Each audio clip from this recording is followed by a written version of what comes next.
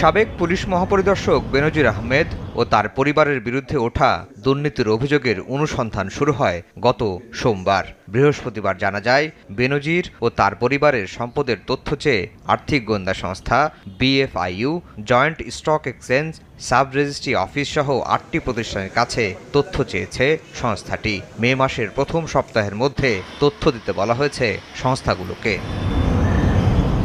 দুদক commissioner Zahurul হক জানান, তথ্য হাতে পেলে পর্যালোচনা করে নেওয়া হবে পরবর্তী পদক্ষেপ।